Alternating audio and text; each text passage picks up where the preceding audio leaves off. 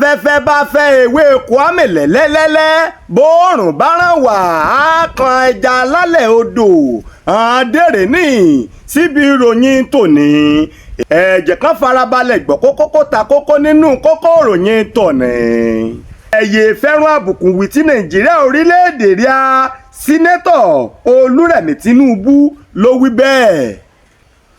ìròyìn ọ̀rẹ́ lẹ́kùnrẹ́rẹ́. obìnrin àkọ́kọ́ nínú obìnrin kọ́ lórílẹ̀‐èdè Nàìjíríà Yẹmí First Lady ti wí èrì bẹ́ẹ̀ ṣe rò mọ́ oníbàárò báyìí ìròkúrò lòmírò wí Nàìjíríà wà nínú orílẹ̀‐èdè kò mí hùwà ìbàjẹ́ jù lọ lágbàáyé tàbí Nàìjíríà hà nínú nǹkan kọ́mí jẹ̀jẹ̀kújẹ irọ́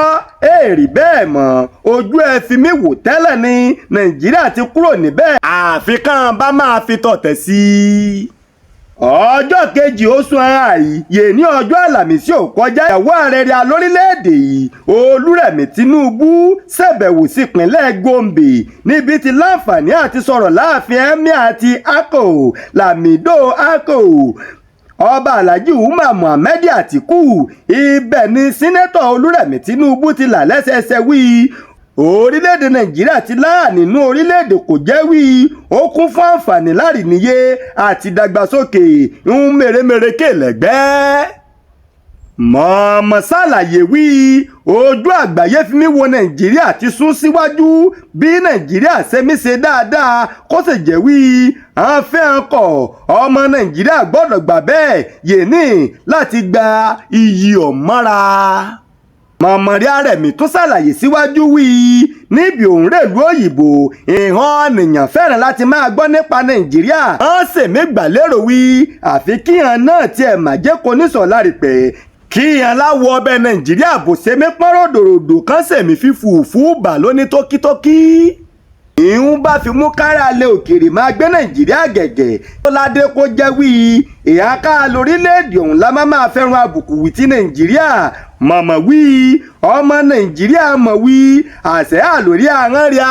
bá a ṣe mí fẹ́ràn àbùkù àti tẹ̀gàn pé tí Nàìjíríà bẹ́ẹ̀ ló ṣe mí ṣẹlẹ̀ tẹ́lẹ̀ rí wí ṣùgbọ́n báyìí orin Haruna lókù kan máa kọ.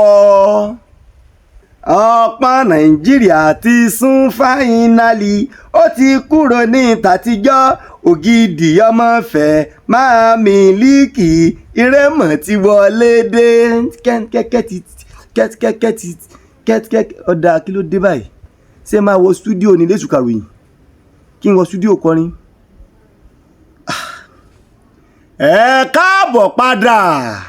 ẹ̀rí sí abiyamọ kó sì tún jẹ́ ìyàwó rere kàn fi mí bẹ̀bẹ̀ ìyàwó báyìí. ọmọdé Olúrẹ̀mí aya rẹ̀ Tinubu wí òun jẹ́ ìlépa òun ni wí òun ti pé ọmọ ọdún márùndínláàádọ́rin báyìí mọ̀mọ́ wí òun gbà á ládùúrà wí kẹ́mi òun gùn. mọ̀mọ́ láwí wọn ò mí ṣiṣẹ́ lórí gidigidi ni wí níbi bátàsìkò kọ́kọ́ ìran Yẹmí ààrẹ Jàgàbá Bọ́lá Ahmed Tinubu bá parí iṣẹ́ gẹ́gẹ́ bí ààrẹ orílẹ̀-èdè Nàìjíríà àmọ́ wí kíyan lè rìn kíyan lè yan fanda lẹ́ẹ̀rín ìlú wùlàbàrẹ́ ìgbìyànjú òun rè ní. ẹ má fẹ́ràn burúkú wí ti Nàìjíríà mọ́ ó ti mí dára èrèyìn ìyàwó ààrẹ Olúrẹ̀mí Tinubu ló wí bẹ́ẹ̀.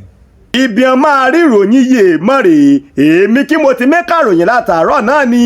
ọ̀gá àgbà kó ní iléeṣẹ́ tẹlifíṣàn Ògidì ọmọfẹ́ ò kárí ayé orúkọ mẹ́ni ọmọọba olórí pẹ́tẹ́kì ọmọjọ Ìgbò dúdú ọwọ́ bí èdú aringbẹ̀rẹ̀ bí ẹni ẹgbẹ̀mídùn ẹgbẹ̀dùnmí ẹlẹ́gàn ní mẹ́fẹ̀ẹ́ kí ó bàyẹ́ ní sí ha èmi náà ni ọmọọba Adélékè Abolówótan Ògidì ọmọfẹ́ ẹ̀ńlẹ̀ bẹ́ẹ̀ ni o.